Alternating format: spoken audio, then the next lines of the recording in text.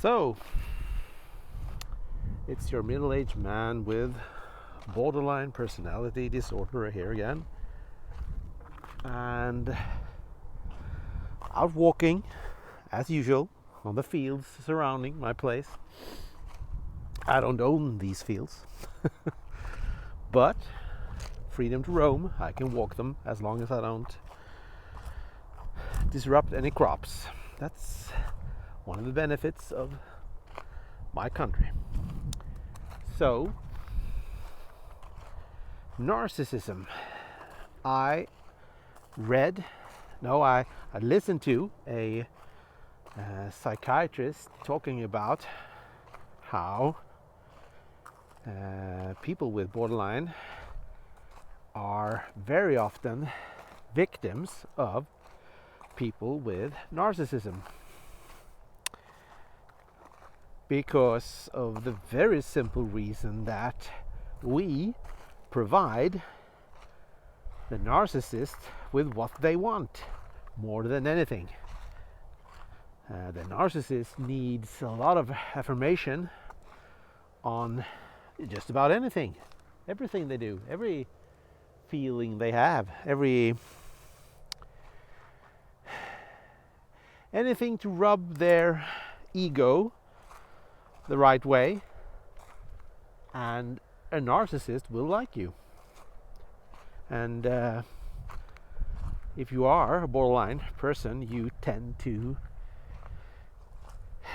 treat a loved one very affectionately. We tend to become, as I've already mentioned, a bit of chameleons who mimics and not pretend, that's not the right word, but mirrors others and their needs.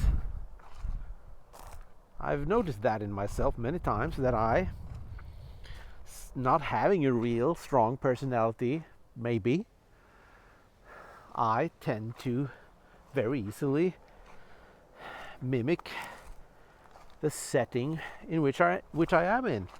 I mentioned this in an earlier clip, so I won't go into more detail in this. But the thing is, a person with narcissism, he or she thrives in a setting where they get a lot of love, a lot of confirmation constantly. And as far as I understood this can actually work. A narcissist and a borderline person can actually work quite nice as a couple, for this very reason. We have things in our personality that can work together, strengthening our needs even. But there's of course a very high risk that it won't work, since we are unstable and the narcissist is, well, they are a narcissist, and that is without the question a quite unpleasant personality. It's hard to be sympathetic with someone suffering from narcissism. It's just plain bad. Now, I know that I just said it, that doesn't mean they are impossible to live with, but they are for sure difficult. I think one very, very important factor is, what kind of borderline personality are you? If you are a very self-conscious borderline personality, someone who is smart, someone who is clever enough to understand what's going on, then it might work. Well, in that case, I would argue that everything works. the narcissist is not more impossible to live with than we are.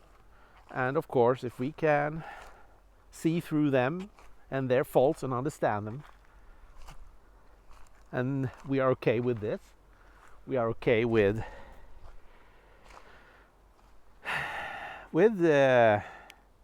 knowing that they are maybe not loving us as we hope, well, yes, it's okay. I must admit I'm a bit uncertain on how narcissists function and work. Can a narcissistic person feel empathy? I think they can. I think we shouldn't assume that a narcissist is the same thing as a psychopath. I think narcissists can feel guilt, empathy, and all those things.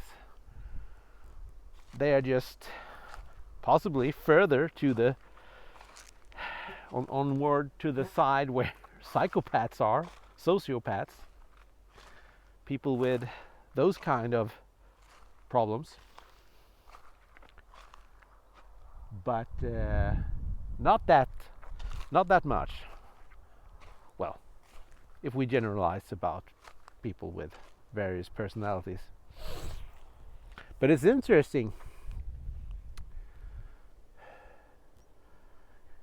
Should I be afraid of hooking up with someone who quite possibly is a narcissist? I don't know. Will I notice that they are a narcissist? Probably after some time. I mean, I've noticed people with that trait before, and it is usually quite toxic. But I've never been in a position where I'm considering a relationship with someone who is a narcissist. That will be a new experience. But considering that the professionals mention this as a variable that is quite usual, happening obviously quite often, well, then I guess I should be aware of this. There's a plane flying over me right now. What do you think? Are narcissists an actual danger to people with borderline, or are they no more of a danger to this than any other person who gets attracted to them? I don't know.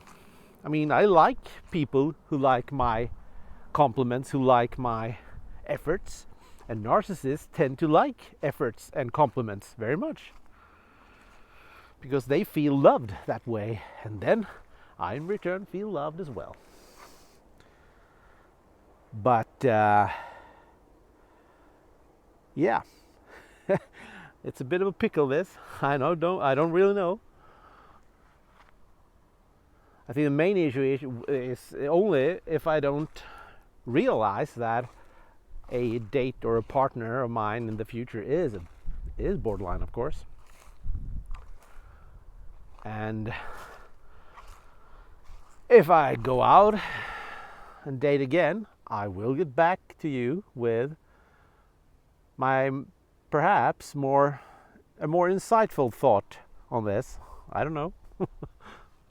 If I ever end up in a situation where I have reason to suspect, wait a minute, I think this person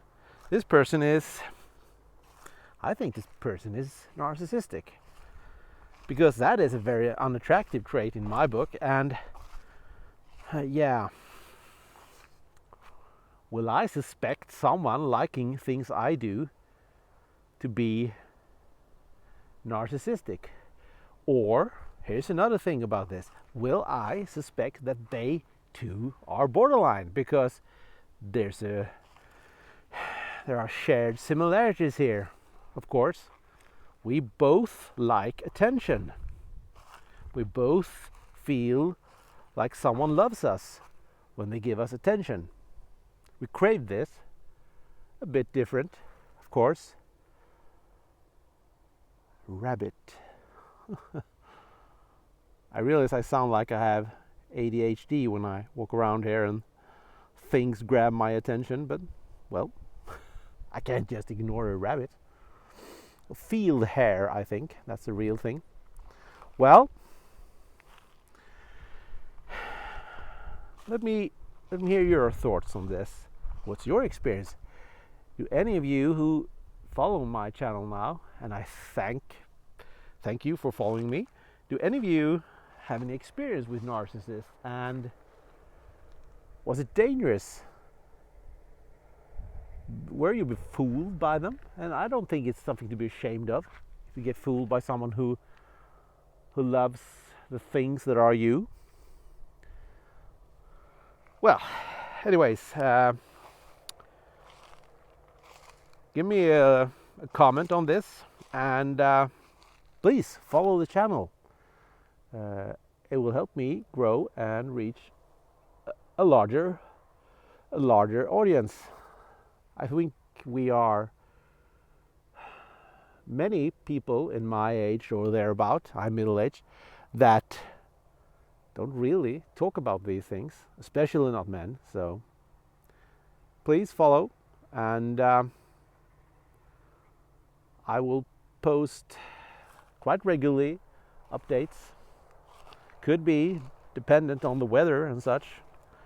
I mean, I'm out walking here, and in the winter I might just shorten the walks a little bit because of the cold. But yeah, thanks for listening, and have a good one, folks.